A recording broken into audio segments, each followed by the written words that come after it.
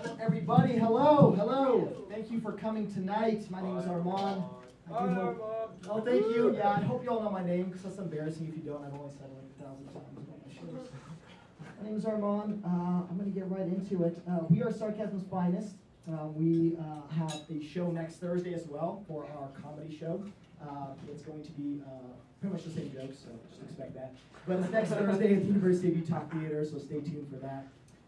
Finals are coming up though. Finals, everybody's struggling with finals. Like you walk through.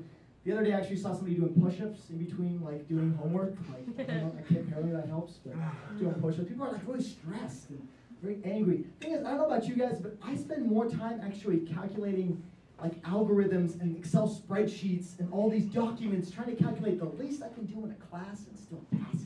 I don't actually study. I'm in the library with like caffeine injections into my veins. Like I'm storing cocaine off a hooker's ass. But hookers for me, it's not for the homework. But I find myself doing that just to like pass this class, and I don't actually study for it.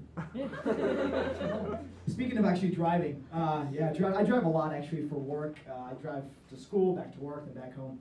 So a lot of driving in my life, and I notice a lot of things, like we get very angry behind the wheel. Like we feel like this car is just a 5,000-pound machine, and we're just gonna take everything down. And die. Somebody cuts you off, son of a mother bitch! Like you can have a perfect day, but all of a sudden you're like, I'm gonna kill that person. I'm gonna follow them around 24 hours and curb stomp their ass. And as soon as they, okay, God can come and be like, okay, Hitler, or this 80-year-old grandma that cuts you off, burn that bitch at the stake.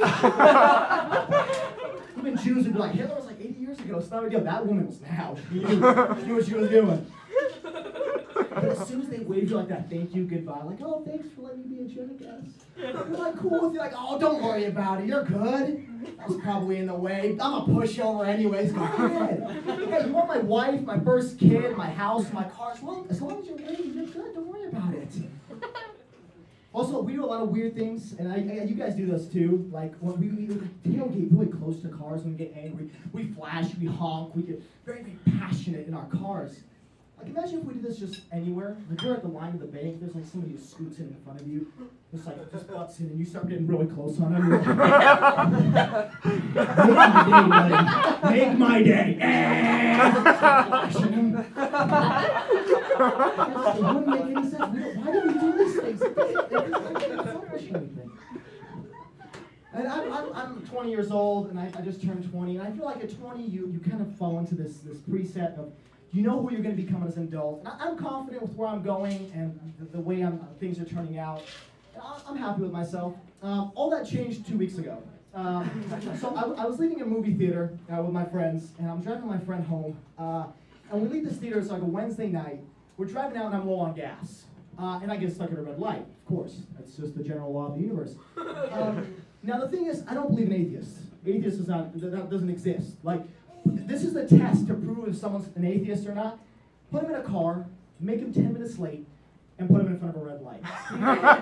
They're going to pray to God. They're going to pray to God that light turns green. And then as soon as it turns green, they actually did it. Like, oh yeah, God, listen to me. He turned that light green. That was only for me, not anybody else here. Well, I'm an atheist, though. I don't believe in God. Not that he exists. You know. So I made it to a gas station. I made it. I'm very long gas. And I start filling up. And all of a sudden, this guy, and keep this in mind, this is Gateway, downtown. It's a pretty bad neighborhood. There's a lot of homeless people. It's like Beverly Hills is to LA, but to us, it's like, oh shit, it's a scary town, right? So this homeless guy starts walking up to me, and I'm like, all right, tonight's an okay night to get raped. Like, I'm okay with that. I think it's gonna happen once in my life, better sooner than later, I don't know. So he's coming up to me, and he comes up and he's like, hey, do you happen to have some spare change? I'm like, you know, I actually do. You know, I'm gonna help this guy out. I'm broke as shit, but whatever. I'll get him some spare change. So I go to my car, I reach in, I grab some stuff. I give it to him, and he looks at me. He's like, not coins, spare change. And I'm not a man. I just got a vestigial penis. That's the only. Coins and change is the exact same thing. I don't understand. I reach back in. I give him back the same amount of money. He accepts it. That's what he said next. He's looking at me and my friend in my car. My friend's in there. He's looking at me. He's like, so, you guys hiring? Okay, now keep in mind, okay, I have like a nice peacoat, I got nice shoes, I look like I'm 45 years old, probably like a geriatric patient, I got Alzheimer's, arthritis, the same. He probably thinks like I own this financial firm, I'm making big money, like $100K a year, I pull the strings, I can easily get him a job.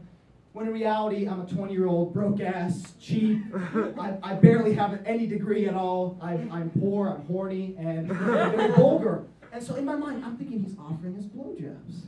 Right? I've seen old bosses, I'm figuring he's like, well, you guys hiring. And I get offended, I'm like, I'm not gonna take this, you get out of here, okay? And I'm gonna sit back in my car. And then you guys think I'm crazy, but as he's walking away, he turns around and says, hey, by the way, nice coat. You guys getting that pre-ready feeling? Because I am. It's like, all right. And this is what he said next. This is what made me question who I am as a 20-year-old. He says, by the way, I like your hair. Kind of. He says it twice. Kind of. Kind of. That's like thinking, by the way, I like your hair. Actually, on second thought, it looks like a piece of shit. Like, it's coming from a homeless man. No sense of style whatsoever. That's a little too mean, so I'm just going to say kind of. You've never reached the lowest point of your existence until a homeless man insults your style. Really, that's it. You've hit rock bottom. Speaking of toilets, tonight of no transitions, I guess. Yeah, it's just, speaking of toilets, politics is getting very, very heated, like very busy. People are just like constantly hating their politicians, getting angry, and like everybody's so pissed, and it's tough. Like 250 years ago, the politicians were like the smartest people of our times, right? They're like the founding fathers. They set up everything we see today in our government. Those were the politicians. Now, we've elected a crackhead into office. No, I'm not talking about like, oh yeah, he's talking about president. No, there's actually a literal crackhead as a mayor of a city in Toronto. In Toronto, he's a crackhead. He smokes crack, and he posts videos of him smoking crack on the web. No, I'm serious. Look this up. And what I love is like people didn't know that he smoked crack, which I don't know. Like I've seen C-SPAN. I've gone to like meetings up at the Capitol.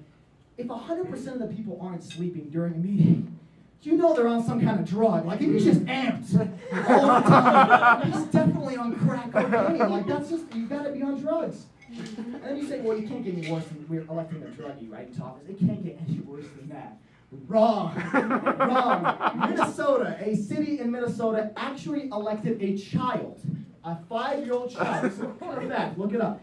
5-year-old child into office, and not only elected, they re-elected him for a second term. That means they were so satisfied with increased budget in Hershey's Kisses and Lego blocks. They're like, I guess we gotta re-elect him. And you think, okay, at 5 years old, I thought Monica Lewinsky was the president of the United States. True, that's what I thought. Like, at 5 years old, he's already accomplished more than any of us in this room. But you think, okay, it can't get worse than electing a kid into office, right? How worse could it get? Wrong again. You know. Yes. There is actually a city in Alaska. Again, I can't make this shit up. I wish I could. Like, this would be funny. No, a city in Alaska has elected a cat into office. You know. A cat. His name is Stubbs. He holds a seat as mayor of this city. But that's not the funny part. Like, the funny part is how bad do you have to be as an opponent to lose to a cat? Like, it doesn't speak. Is it just like during the debates they're having it like with Tom Brokaw's narrating it? He's just like, meow, meow, meow. All you have to say is, I have opposable thumbs, I can hold a pen. And you win the election. And they lost. They lost the election. Right? I can't believe it. Like, is this cat out, like, with its constituents, it's shaking pots, it's out with labor workers, like, coal mining, it's running for president 10 years down the line. It's not the craziest thing that's happened out of Alaska, though. Let's not forget Sarah Palin. Thanks, that's actually all the material I've got. You guys have been great. Next up is Jasmine Martinez.